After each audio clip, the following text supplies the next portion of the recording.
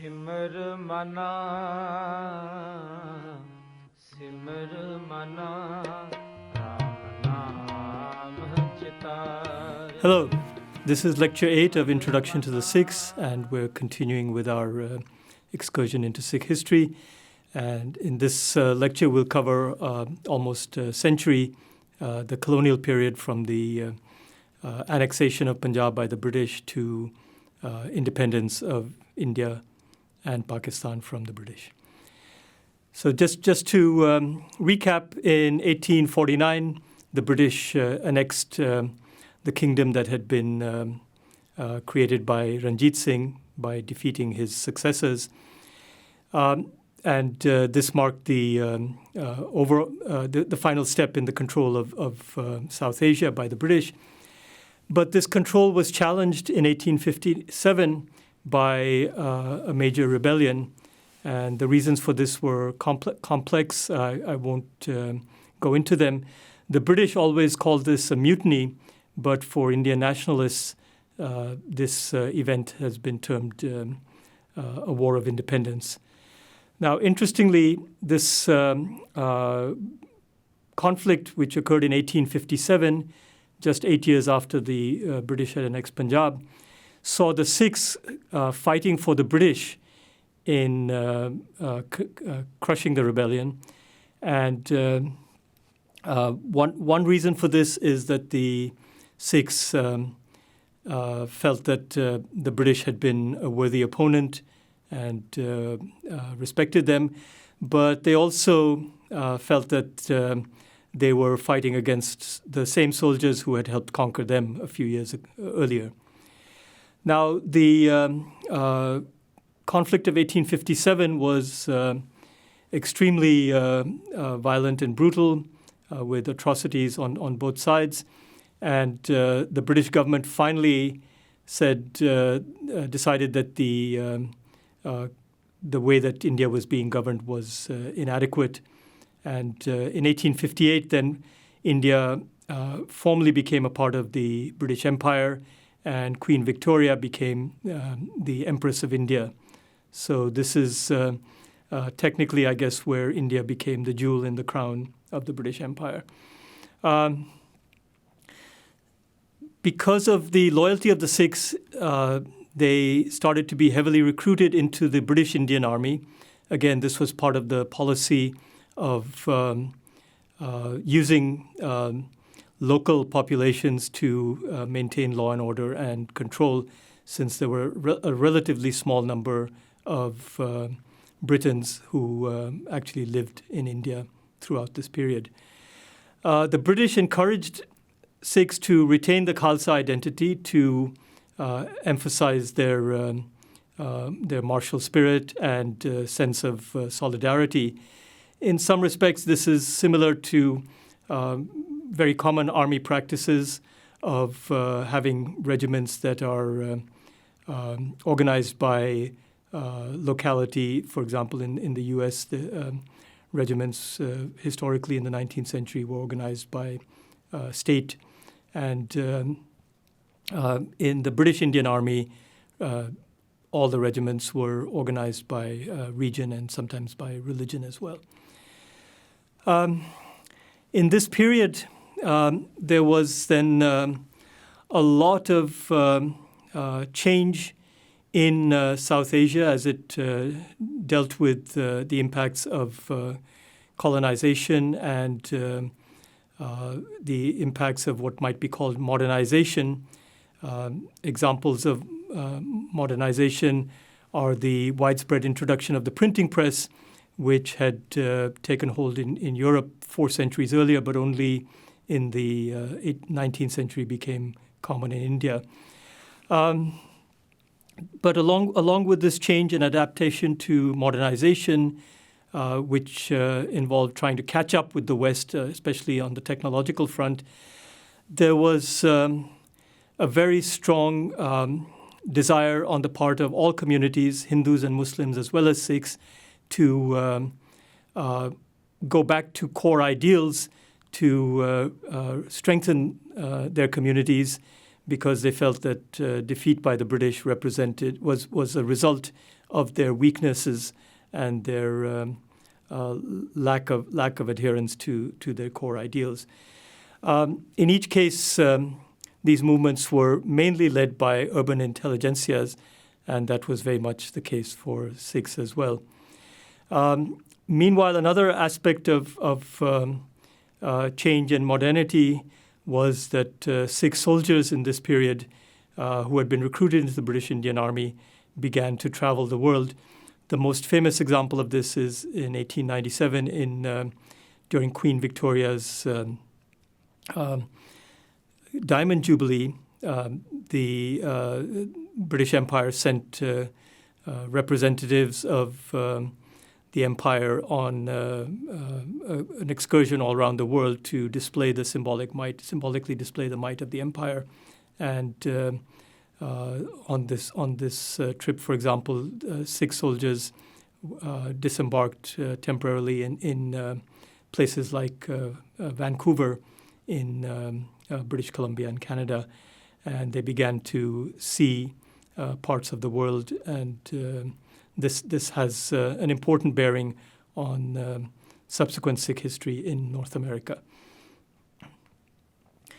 Now, I'm going to talk a little more about the Sikh reform movement, and this is known as the Singh Sabha movement, Singh obviously coming from the last name used by the male Khalsa, and Sabha means assembly organization. And this has generically been known as the Singh Sabha movement. Roughly this period encapsulates the decades from the 1870s to the early 1920s. Now, this was a decentralized movement. It was based in various cities and towns, the main ones being Lahore and Amritsar. And as I said, it involved urban intelligentsias, particularly from the middle and upper classes. There were differences in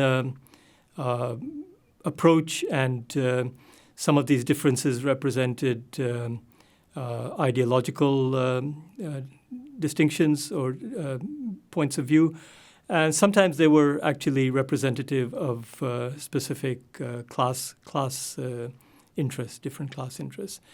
In any case, some common themes of the Singh Sabha movement were social reform, increasing education of the community, and then heritage preservation, particularly of language and literature, and also in this context, creating new literature as well. So you can see in these themes of social reform, education, and heritage preservation, a mix of this desire to engage with modernity, but also to preserve tradition and core ideals. One major issue that came up towards the later part of this period in the 1910s was the governance of the historic shrines of the Sikhs. In particular, one of the most significant was the Darbar Sahib in Amritsar, which was considered to be the most sacred site of the Sikhs, but also places like Nangana Sahib, which was the place that marked the birth of Guru Nanak. And from issues of governance of the historic shrines, broader issues of governance of the community also arose. There were also pressures for using the modern or British introduction of new legal codes to establish a distinct identity for the Sikhs. And one particular example of that is the marriage ceremony, where traditional marriage ceremonies had not been legally recognized or defined very clearly. And what the Sikhs did is the Singh Sabha movement did is they agitated for legal recognition of a distinctly Sikh ceremony known as Anand Karaj. And this was then brought into law with the Anand Marriage Act in the first decade of the 20th century. I'm going to just briefly give you 3 examples of people who were prominent in the Singh Sabha movement, and I'll go in chronological order. So Bhai Khan Singh Nabha was born in 1861. He was an extremely important and prolific writer on Sikh theology, social reform, and compiler of what is essentially the first Sikh encyclopedia, known as the Mahakosh, or the great compilation. And Nabha, in this case, I want to give you use his name as an example. Nabha, in fact, is the name he took from the town of Nabha, where he spent a greater part of his life. A second person who was born about a decade later, Bhai Veer Singh, in 1872. Bhai Veer Singh actually had a relatively long life and lived after India became independent from the British, and that, I think, extended his influence. But he was also maybe the most significant of the 3 examples I'm going to give you, because he was a very successful novelist. His novels had themes of Sikh history, which he interwove with theology and social reform, and they really resonated with readers, in particular the Sikh masses. So this use of the novel in this period represented a major innovation by the people like Bhai Veer Singh. I'll talk a little more about Bhai Veer Singh in a later lecture when we talk about Sikh literature. The third person I want to use as an example is Bhai Mohan Singh Vaid. And in this case, the name that comes after Singh, Vaid, gives you a different example of usage of Sikh names. Vaid is actually a practitioner of Ayurveda, the traditional Indian system of medicine. Bhai Mohan Singh Vaid was born in 1881, again about a decade after Bhai Veer Singh, and he died relatively young in 1936. Again, he was very prominent as a social reformer and activist. He was also a prolific writer, particularly of short pamphlets. Perhaps the American example that comes to mind would be somebody like Thomas Paine. But he was also a novelist and produced several novels similar to Bhai Veer Singh, but perhaps not as influential. Now, meanwhile, let's step back and look at the bigger picture. In this period of the Singh Sabha movement in the 1880s, the Indian independence movement was beginning to take shape. Now, I've used terms like South Asia and India somewhat interchangeably. South Asia, of course, is a broad region without a political definition of its boundaries. And India, of course, in this context, is a modern name that comes with the British. It's obviously an English word. And it became, at least in English, the common term for the region. So the Indian independence movement began to take shape in the 1880s. The major step in this was the formation of the Indian National Congress, which became an umbrella movement for asking for initially not independence so much as just self-rule, more autonomy for Indians. But eventually this became a full-fledged independence movement. Now, what is interesting is that in this period of the late 19th century, Indians were starting to be educated in Britain. They were obviously often from elite urban backgrounds, or maybe not from large cities, but certainly from towns. One example of these Indians who were educated in Britain was the first Prime Minister of India, Jawaharlal Nehru. But perhaps the most famous example is Mohandas Gandhi, who went to England, trained as a lawyer, but then went to South Africa and spent a couple of decades in South Africa. But then in the second decade of the 20th century, he returned from South Africa, and he was instrumental in taking what was a movement that was relatively focused on the elite, or led by the elite, into a major mass movement. One very good account of Gandhi's life and influence is, of course, the Hollywood movie from 1982 called Gandhi, and starring Ben Kingsley. And I'll come back to Ben Kingsley and the movie a little later also. A major event here in 1919 was something that involved the Sikhs. It's known as the Jallianwala Bagh massacre. And the Jallianwala is the name of a place. Bagh means garden. But this was essentially a public square in the city of Amritsar. And it involved a peaceful gathering which included men, women, and children.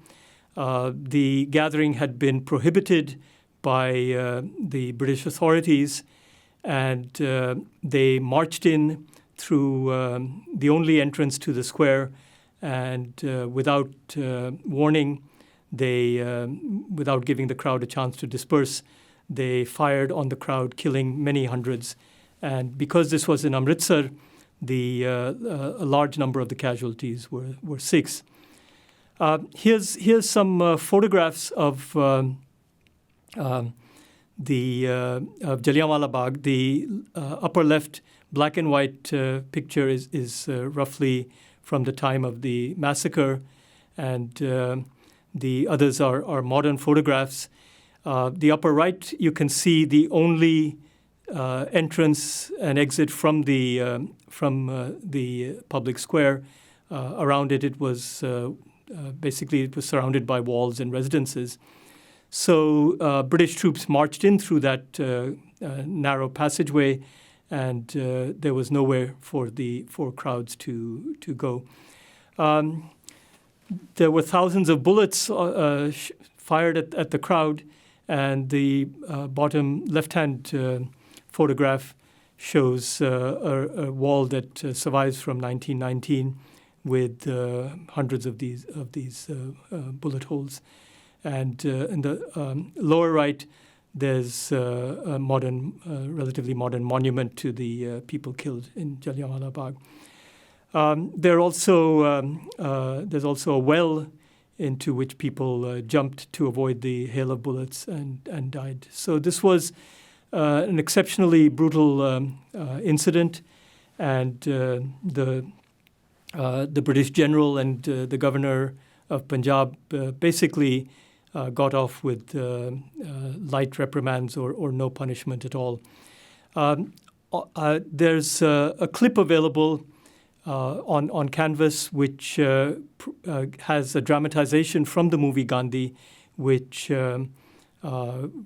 displays basically a reenactment of the Jallianwala Bagh massacre, and it's very powerful to watch that event.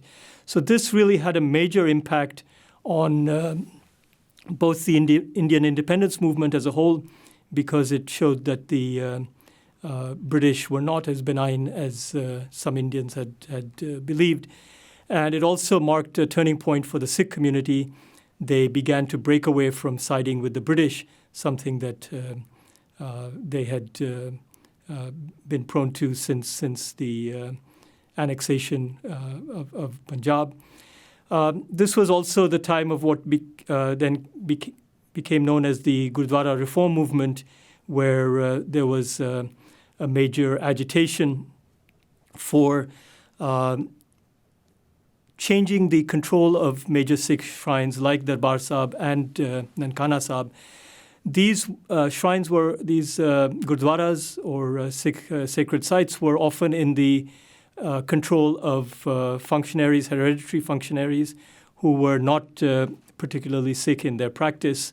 And to some extent, they had established control during the Khalsa period when the core Sikh community was hiding and trying to avoid genocide. The British actually solidified their power by giving them legal authority, and this was what the Sikh community pushed against. The Gurdwara reform movement represented then or enabled a shift of power from the urban intelligentsia to the rural masses, and the Singh Sabha was then succeeded by a mass movement known as the Akali Dal, Akali coming from Akal or immortal, a term for the divine, and Dal meaning an army or organization more generically. So, for example, so Sikhs basically marched on these different sacred sites. Often they were met by bullets from the functionaries who controlled these sites, and the Sikhs acted. They in fact provided an example of what later became to be characterized as Gandhian nonviolence. Again, these incidents are displayed in the movie Gandhi. The result, though, was that the British in 1925 passed a Gurdwara Reform Act, which not only gave control of these sites to the Sikh community, but also created a governing body, the Shiromani Gurdwara Prabandhak Committee, basically the respected Gurdwara Management Committee.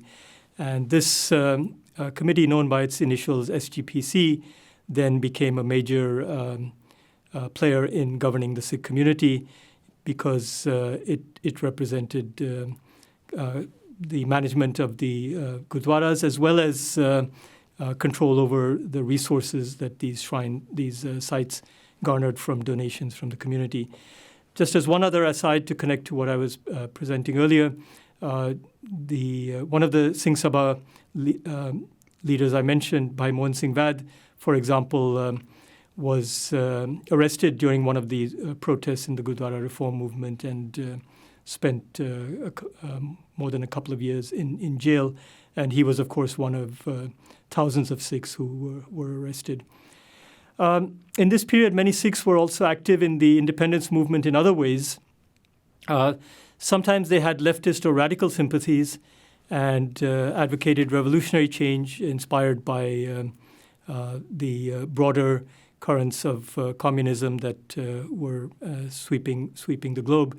One example of these leftist sympathizers who, in fact, assassinated a British official, partly in revenge for the Jallianwala Bagh massacre, was Bhagat Singh.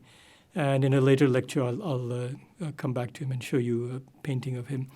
And I'll also talk about this movement, this radical movement, the Ghadar movement, in the context of looking at Sikhs in a global context.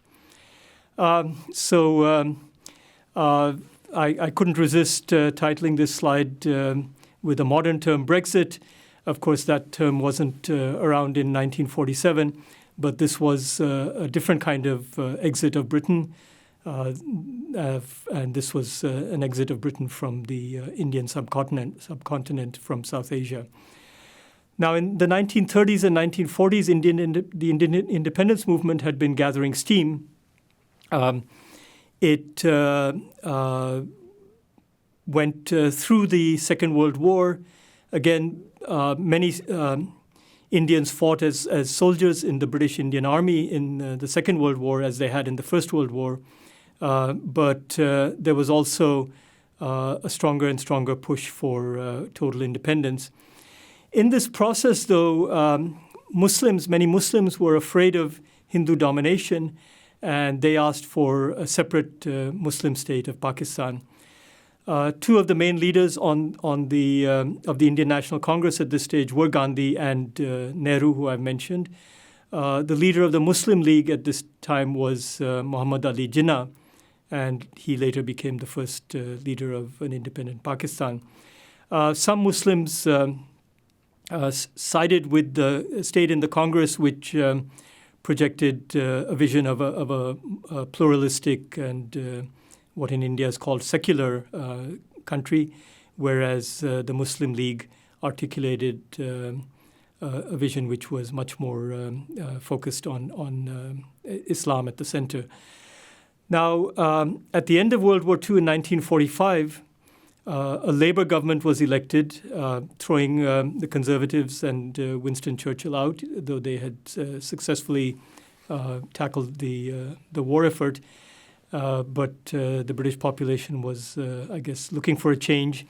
The Labour government introduced major welfare reforms in Britain, but also started to move to extricate itself from the empire. And of course, this was ideologically consistent with a party that was meant to represent workers against capitalists and imperialists. So the Labour government moved quickly towards independence. And in 1947, there was a very hasty partition of British India into India and Pakistan. Both Punjab in the northwest and Bengal in the east were divided. And the speed which this was done and the lack of effective governance led to millions being killed or displaced.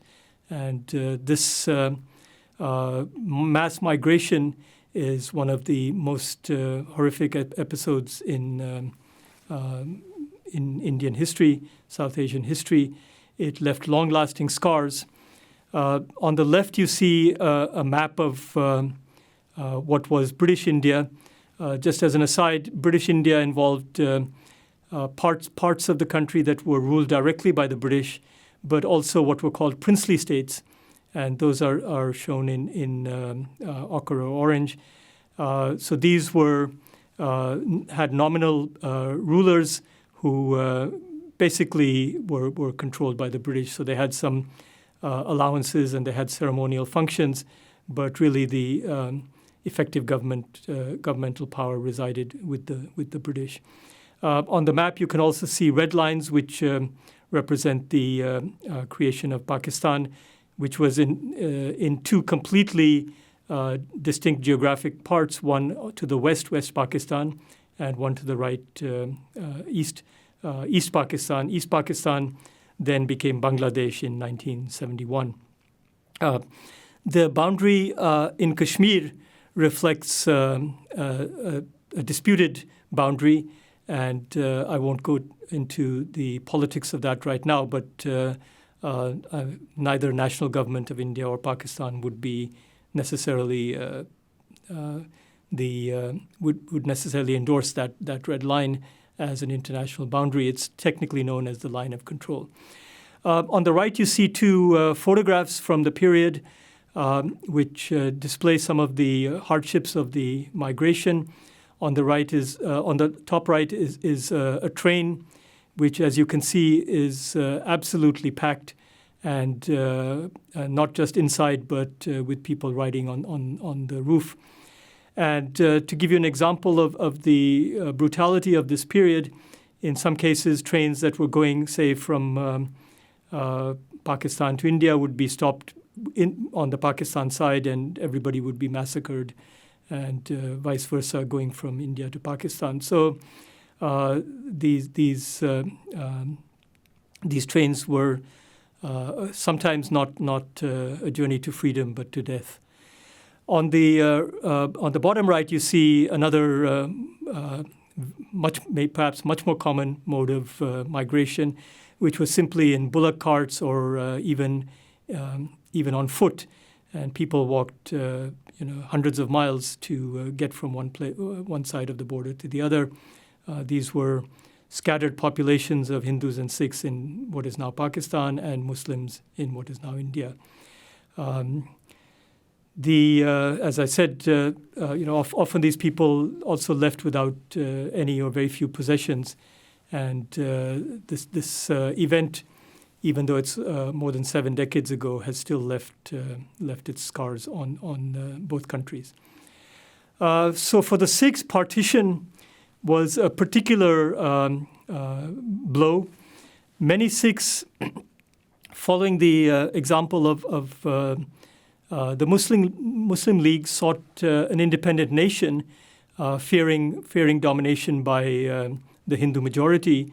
But this was very strongly opposed by the Indian National Congress, which didn't even want Pakistan created. And the Sikhs were a much smaller minority than Muslims, of course, and so they had much less political power. The Sikh request for an independent nation was also completely dismissed by the British as impractical. Ultimately, the Sikhs chose to side with India in the ideals of India as hopefully a pluralistic state, being a pluralistic nation, being more amenable to their flourishing and survival as a community. Nevertheless, the migration that accompanied partition led to a major disruption to the community and the beginning of yet another new chapter in independent India.